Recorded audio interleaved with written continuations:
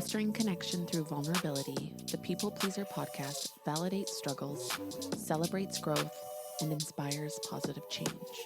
Together, let's embrace authenticity, challenge patterns, and evolve with compassion.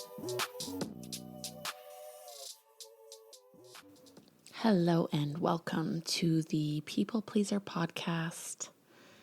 It's Corie, and it is a blustery morning where I am right now. I'm in Port Townsend, Washington, and we've had wind warnings, and it was daylight savings this weekend, and it's just like feeling ominous. It's feeling like winter is here, and I don't really know how to feel about that yet. I know that I actually don't have like a super strong opinion on winter. I know some people are very excited about winter. I know other people are they dread this season, especially here on the Pacific Northwest, where it's just gray and wet and dark. We don't really get that classic winter experience with snow and blue skies. So it does feel like we are saddling up for the darker months, which does play some games with our mental health. I know that for my husband, he is taking the strong stance that he will be a snowbird. He would like to be a snowbird sooner than later and just eliminate this time of the year completely.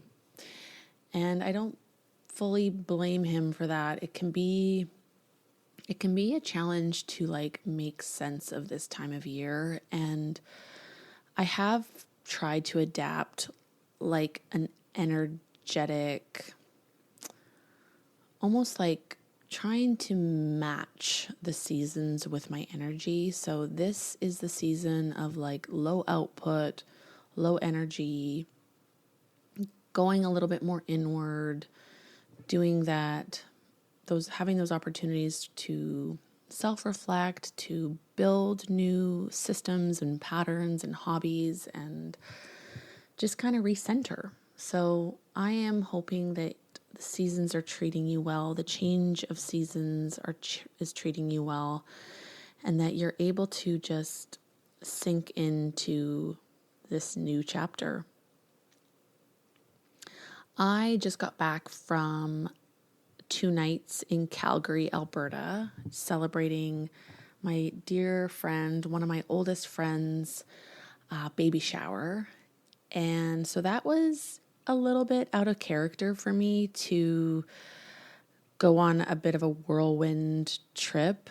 But I was really leaning into, this is the type of person I want to be. These are the opportunities I want for myself. I want to be that friend. I want to show up. I want to be a part of these big life transitions, these big life changes, these big life moments for the people I love. And I so often make decisions based on the financial burden or the financial implications of those decisions. And that is all rooted in fear. That is all rooted in like a scarcity mindset.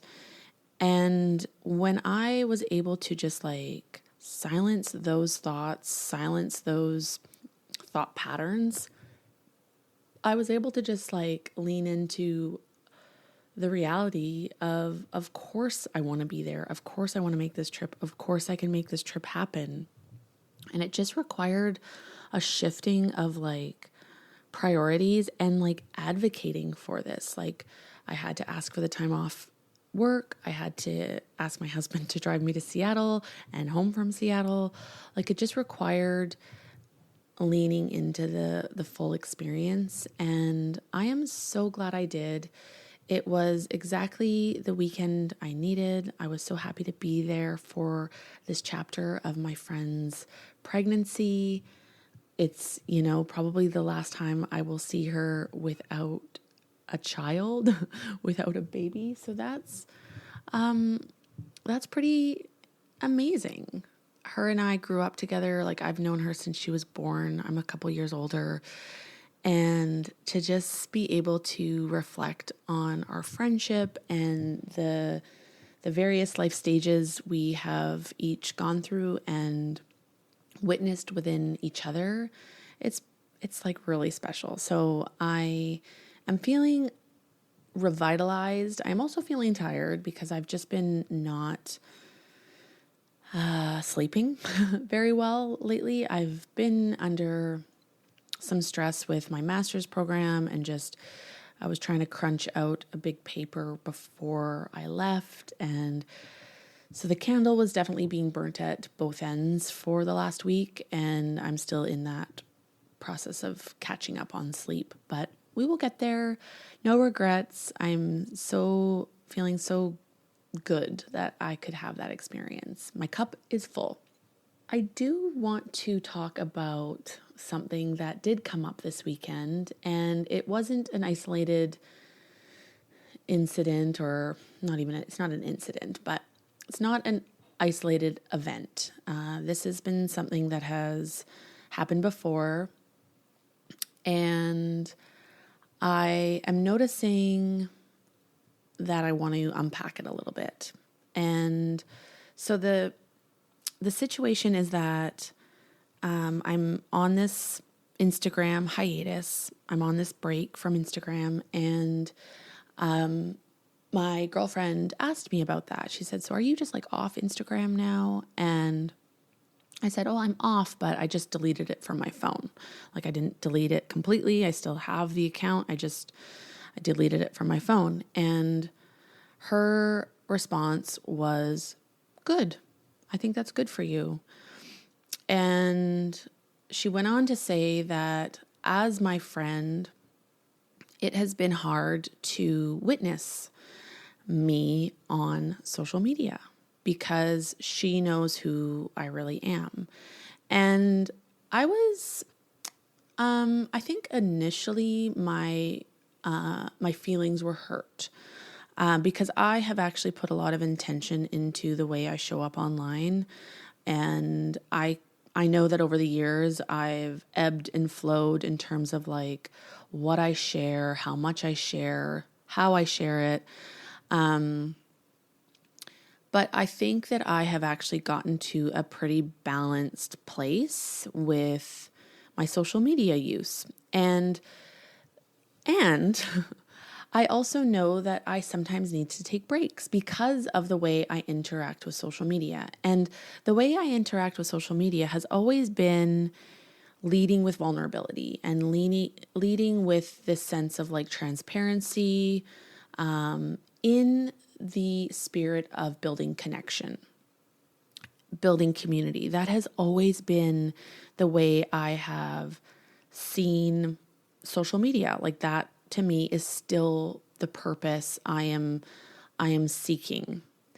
And over the years, the feedback has been, "Oh my God, I could never share that online." And so when my girlfriend did give me this feedback over the weekend, she did say like, I just could never share what you share. And so as much as it was feedback for me, I do also think it was also a reflection of herself, and she was reflecting on herself through me.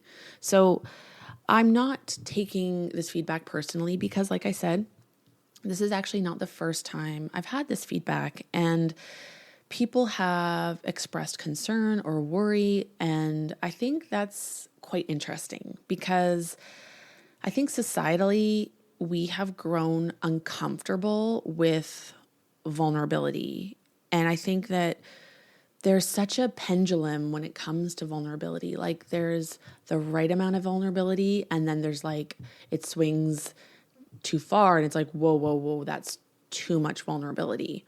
But we've also now been socialized to like be online more than we are in person. And so how are we meant to interact with social media? And the big revelation I have had, and this is like fresh, this is a fresh revelation, is that I have become like very independent to the point where I don't ask others for very much. And this was, I'll give you an example. For this trip to Calgary, I accepted the invite. I knew that I was going. I was booking my flights. Just in the same process of booking my flights, I booked a hotel. Not even thinking. Like I just booked a hotel. And then I excitedly let my friend know, like, hey, I'm coming. Like flights are booked, hotel is booked. And she's like, hotel? Like, why are you staying in a hotel? Like, why? Like, just stay with us. And I immediately was like, no, no, no, no, no. Like, don't worry about me. I've got a hotel. I can self-manage. And there is there's a few pieces to that. One is that I'm hyper aware of my own needs and like taking care of myself. And I think that I have maybe tipped a little bit too far into like what I perceive as my needs. And I've kind of wrapped myself up in bubble wrap. And, when it comes to like my sleep, my digestion, my need for like just alone time and being able to just regroup before I'm expected to be social. Like there are these needs that I have learned that like I need to take care of those on my own. The other piece is that I never want to be like an imposition. I don't want to make anyone uncomfortable. I don't want to have to make anyone change their plans on my account. I want to keep myself completely separate and just like not take up any space. And my friend is like, we want you to take up space. We want you to take up our space. Like we want to spend this time with you. And she was like, it just doesn't even make sense. Like, what, are you just going to be in your hotel while we're all here? And as soon as she put it like that, I was like, okay, like, sure. Like, I hadn't really even considered that.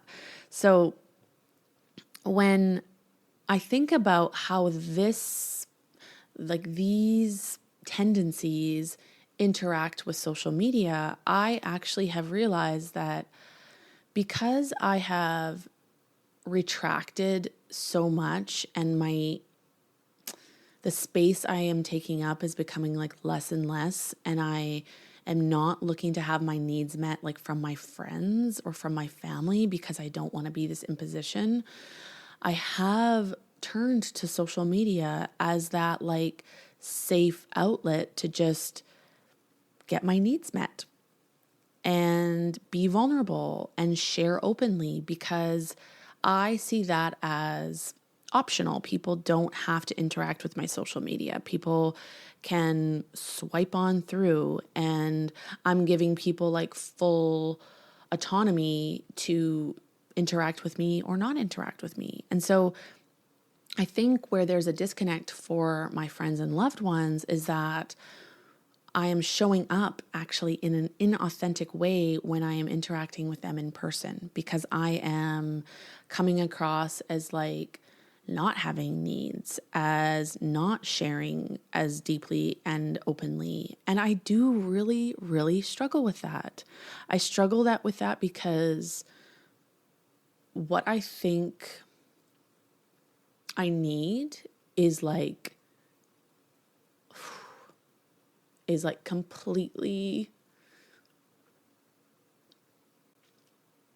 undivided attention, where like I can just not be interrupted. I can be vulnerable. I can just be listened to without fear of judgment, without like any type of like confrontation or argument or disagreement. I just want like that ability to just like speak freely. And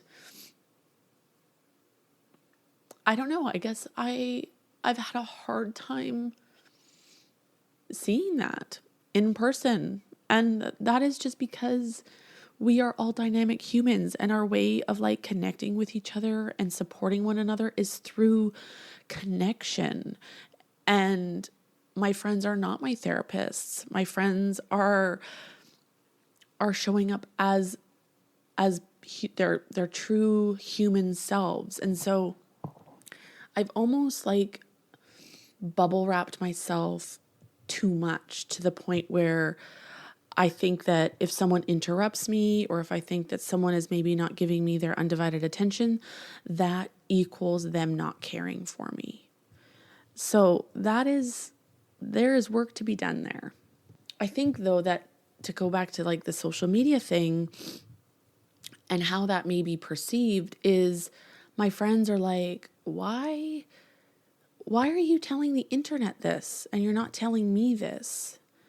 And I guess I'm kind of touching on that why. Like that why is that I don't really know how to get my needs met in friendships because I don't want to take up so much space. I don't want to like appear vulnerable. I don't want my vulnerability to be confused as like weakness or pain or like things that they may be like, oh, well, your life is in shambles, or, oh, you've made these big wrong decisions, or, oh, you need help. Or so it's me trying to control the narrative. It's me trying to control my own vulnerability and my own emotions. And I have utilized social media as that like gatekeeper. And then not only is it optional for those watching to interact or not, but it's also optional for me to engage. So I often find that like if I do post something vulnerable or emotional, it's almost like a post and ghost. Like I can post it and then I don't actually have the energy to respond to the messages that come in or to the support that comes in. I'm kind of like, oh, I'm like having a vulnerability hangover almost. The other thing that I want to address in this break of social media is that it also allows me a break from like the public eye. And like as a people pleaser, I think it's very easy for us to put a lot of stock in the opinions of others. And when you are posting on a public platform such as Instagram, you are putting yourself out there for the public's opinion. Like you are truly saying like, this is for the public. And in the way that I interact with that platform, I interact with it very vulnerably, very deeply, very personally. And I am then putting myself out there. And so I've always struggled to find the balance of like what amount to share and what amount to just like keep to myself. And I don't really know what that balance is because I don't want it to be at a sacrifice for authenticity. But I'm also learning that I don't really have the capacity to put myself out there as vulnerably as I have been. So it is this like, I take these extreme measures of these breaks because I'm like, like I need a break from the vulnerability. As a highly sensitive person, I think this is probably, maybe this is a common experience for highly sensitive people where we operate from this like heart-centered place all the time. And it's hard to like switch off into like a little more of a boundaried, playful, not as deep place. Like I'm just deep all the time. Everything feels deep. Everything feels personal. Everything feels vulnerable. And that is because I have this like very expansive emotional way of being. My feelings are everywhere. My emotions are everywhere. My life experiences are just like laid out really, really easy to access. So some rules or words to live by that I think could be really helpful for me and for you who may be relating to what I'm saying is that I heard this from my husband and I think he heard it from someone else, but it's basically the premise is what other people think of you is none of your business. So that basically allows you to disconnect, or it encourages you to disconnect from other people's opinions, because those are their opinions, and they're none of your business, because their opinions are often rooted in their own personal experience, their own emotions, their own traumas, their own, the full life of experience. That is what informs their opinions. That really has no basis for who you are or what you're saying or what you're doing. That has everything to do with them. It actually has nothing to do with you. You just may be acting as a mirror or a shadow to their human experience. So to say it again, what people think of you is none of your business. And so to go back to this example from this weekend, when my friend basically said that she struggles with the way I show up online, I do firmly believe that says more to do with how she shows up online, or how she thinks she's supposed to show up online, and just how that's different than the way I show up online. And I think that vulnerability can be really uncomfortable for people. I'm sitting here saying that I'm comfortable with vulnerability. However, I'm also telling you the ways in which I'm still learning that balance and finding more comfort within that vulnerable experience. I think that it's easy to just go all in with vulnerability and be like, I'm vulnerable, and just like kind of give ourselves that permission to just like be vulnerable. And I'm still learning that I need boundaries within my vulnerability, and that's still the work I have to do. The work I also have to do is in letting people in, letting people support me, like letting myself be vulnerable with my loved ones, with my husband, with my friends, with my family, and giving them that opportunity to support me and to be with me in my true vulnerability. That is hard for me. I think I have taken up the role of caregiver, but it's very hard for me to allow people to take care of me. I do think I really tapped into a new way of thinking about this. I've not really made the connection before that a lot of this is rooted in my own protective factors, the way I bubble wrap myself, the way I try to tend to my own needs and not let anybody else in, and the way it intersects with social media. These are new awakenings for me, and I am going to just take them in stride, tread lightly. I don't expect that this is something that will change overnight, but I am really grateful for the awareness. I'm grateful for the feedback from my friend. Even though it may not have been about me, it does help to sometimes see how I am being reflected in other people's lives. So I have to go get ready for work, but I hope that this conversation allowed an opportunity for your own reflection on how you interact with your vulnerability, how you interact with your online versus in-person connections, and what needs you seek to meet from those connections, and is there a difference? Are those two different experiences? Because I know for me they really are, and I find that really interesting. Thank you for listening. I will catch you on the next episode. Once again, this is Corie with the People Pleaser Podcast. Thank you so much for supporting the podcast. And if you liked what you heard, please consider leaving a 5-star rating and a review on either Apple Podcasts or Spotify. You can find daily content from me on both Instagram and TikTok. Thank you so much for listening, and I will catch you on the next episode.